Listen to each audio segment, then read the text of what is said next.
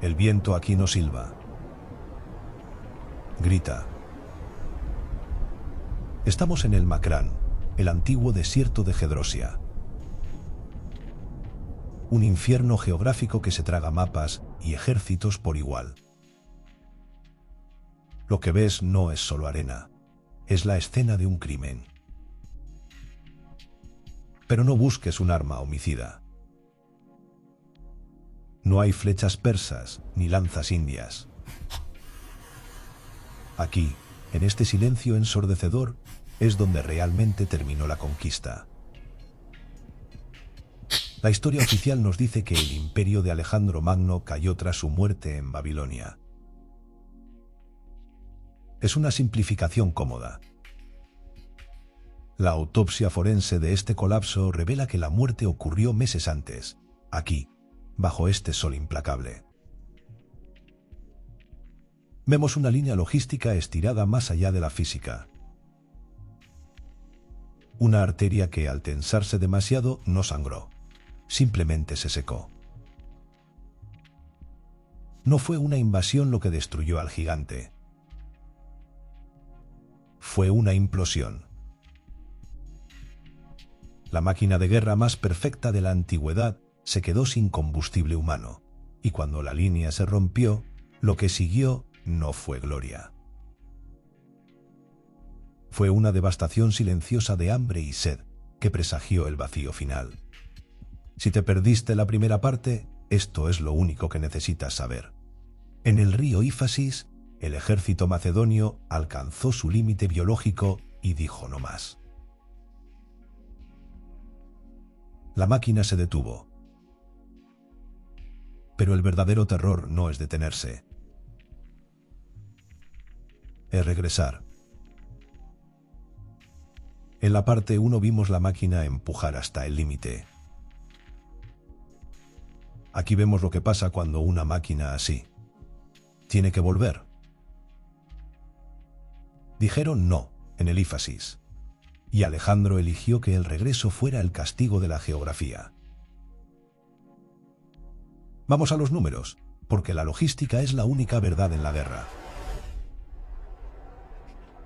El historiador Donald Engels hizo el cálculo matemático. Para cruzar el Macrán, el ejército necesitaba más litros de agua diarios de los que la capa freática de la región podía regenerar físicamente. No era difícil, era imposible.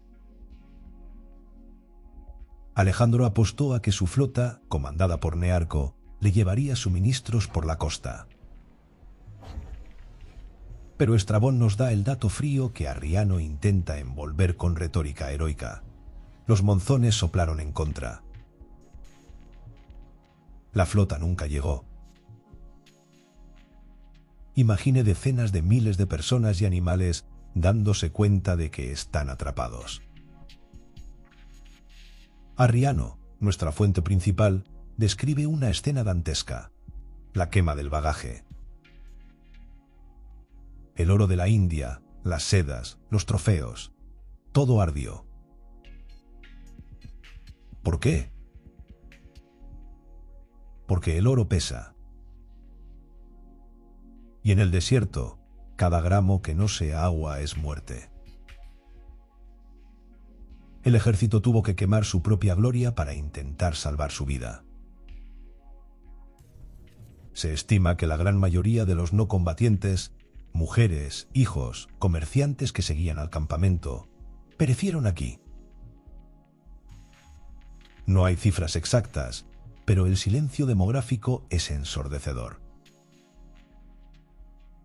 Hay una anécdota famosa: unos soldados encuentran un poco de agua en una grieta, la traen en un casco y se la ofrecen al rey. Alejandro, viendo a su ejército agonizar, la derrama en la arena. Para que todos beban igual. Es un gesto de liderazgo supremo, sí. Pero también es la confesión de un fracaso. El rey ya no podía darles victoria, solo podía compartir su sufrimiento. La línea logística se había roto. y con ella la ilusión de invencibilidad. Y cuando por fin salieron del desierto, el imperio ya estaba enfermo por dentro. El regreso fue una sentencia. Al llegar a Susa, Alejandro intentó coser las heridas del imperio con una aguja imposible. Las bodas de Susa.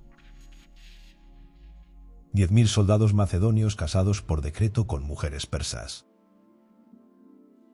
Una fusión biológica forzada para crear una nueva raza gobernante. Pero el tejido rechazó el injerto. Los macedonios repudiaron a sus esposas en cuanto el rey miró hacia otro lado. ¿Por qué? Porque la lealtad no era institucional, era personal. Y entonces la grieta se hizo abismo.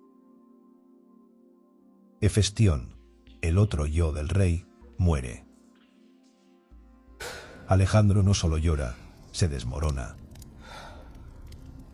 Ordena apagar los fuegos sagrados en todo el imperio, un acto de hubris que aterrorizó a los sacerdotes. Aquí está nuestra tesis central. Este imperio no tenía constitución, ni senado, ni burocracia impersonal. Era un cuerpo. Un solo cuerpo biológico. La estabilidad de millones de personas desde Grecia hasta el Indo dependía del equilibrio químico en el cerebro de un solo hombre. Y ese hombre estaba roto. Antes de entrar en el infierno de Babilonia, una advertencia. Lo que vamos a ver no es la versión romántica de Hollywood. Estamos reconstruyendo este colapso usando los datos de Donald Engels y los diarios reales citados por las fuentes clásicas. Estamos rastreando las cicatrices reales. Si valoras esta arqueología de los hechos por encima del mito, quédate. Y si este enfoque te aporta, suscríbete y acompáñanos en esta autopsia. Aquí no juzgamos moralmente a los conquistadores, solo medimos el costo de sus ambiciones en litros de agua y gramos de plata. Bienvenido a la verdadera historia. Sin heredero adulto, sin segundo al mando claro tras la muerte de Hefestión, el Estado era un organismo entrando en fallo multiorgánico. Y el órgano central estaba a punto de fallar. Gedrosia rompió la línea. Susa rompió la lealtad. Babilonia romperá el nodo. Los supervivientes llegaron a Babilonia. Y aquí, en junio de 323 a.C., la historia se bifurca. La tradición vulgata, escrita siglos después y llena de drama, nos habla de la copa de Heracles, un grito de dolor repentino, un veneno fulminante administrado por los hijos de Antípatro. Es una película perfecta. Pero los diarios reales, citados por Plutarco y Arriano, narran algo mucho más aterrador por su banalidad, una fiebre progresiva de 12 días. Día tras día, el dios se convierte en paciente. Malaria falciparum, fiebre tifoidea, virus del Nilo Occidental. La medicina moderna ha gastado ríos de tinta diagnosticando a un fantasma. Pero el diagnóstico clínico es irrelevante frente al diagnóstico político.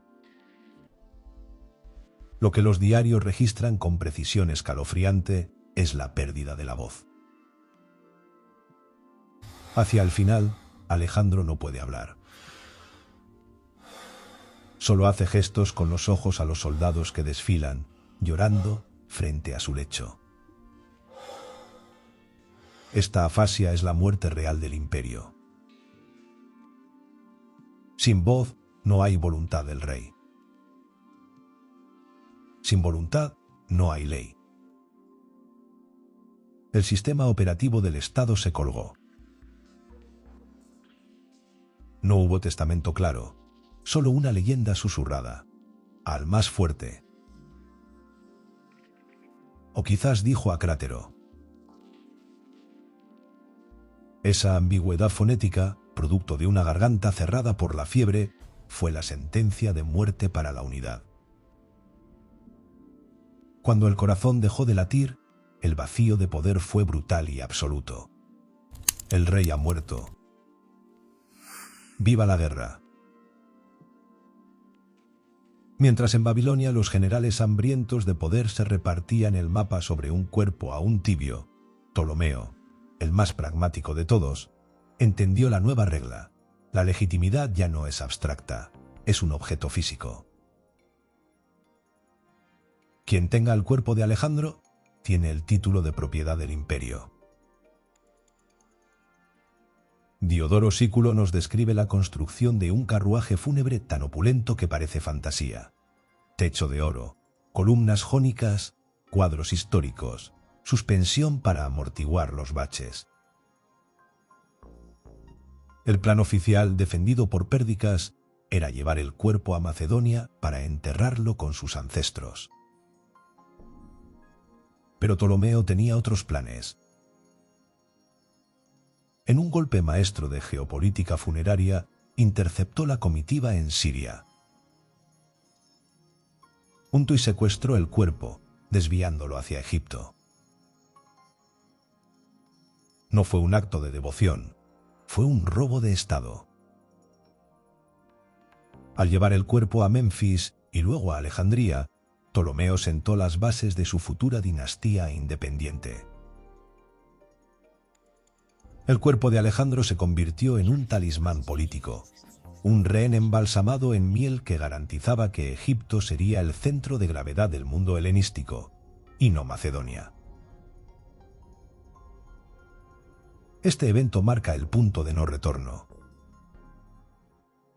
Ya no hay vuelta a la unidad. El Estado se ha convertido en una colección de bienes raíces y objetos sagrados que se pueden robar. La fragmentación rápida, un término clave para entender este periodo, no fue un accidente. Fue una demolición controlada por hombres que preferían ser reyes de un fragmento que sirvientes de un todo. El cuerpo estaba en Egipto, pero la cara estaba en todas partes.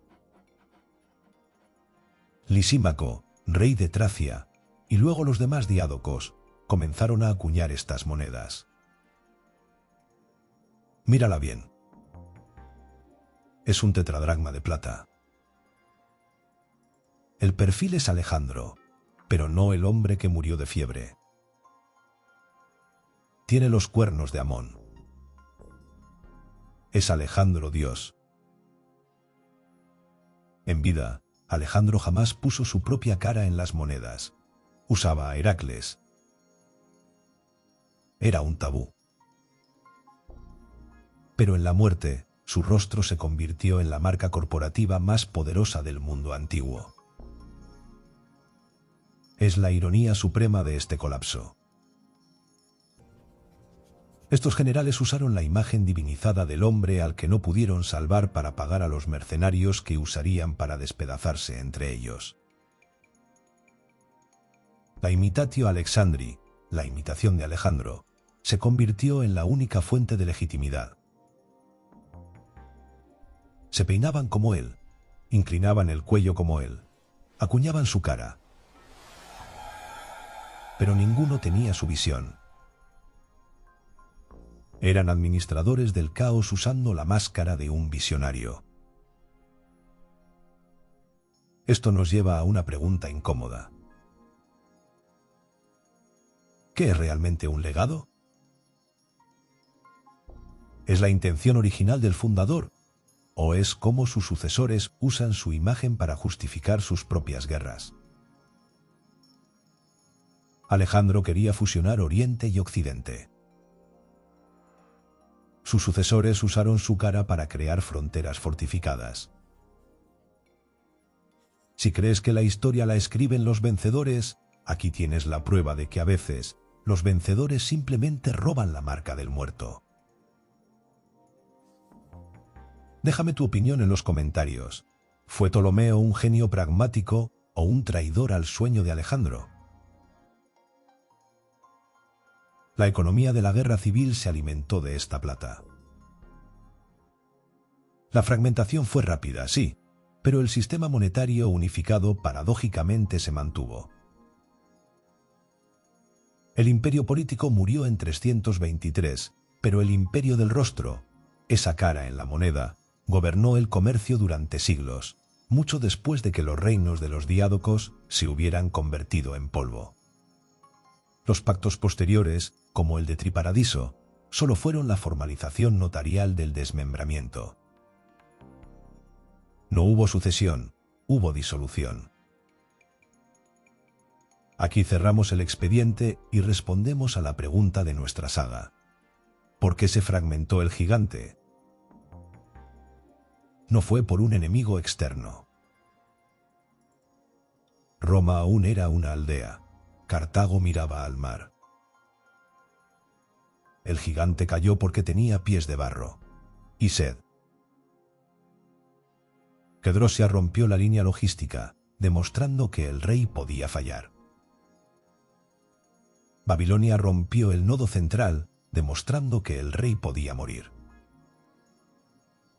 La tesis se confirma. El imperio de Alejandro era un cuerpo biológico, no un estado institucional. Y los cuerpos tienen fecha de caducidad. Cuando el corazón de Alejandro se detuvo, el mundo que él sostenía sobre sus hombros simplemente se dejó caer al vacío. Aquí termina la saga de Alejandro. Quedrosia fue el precio, el vacío fue el resultado. Si esta autopsia histórica te ha dado una nueva perspectiva sobre cómo mueren los imperios, no olvides suscribirte. En Ecos del Pasado Next no contamos cuentos, analizamos la evidencia. Tienes las fuentes completas en la descripción. Nos vemos en la próxima investigación.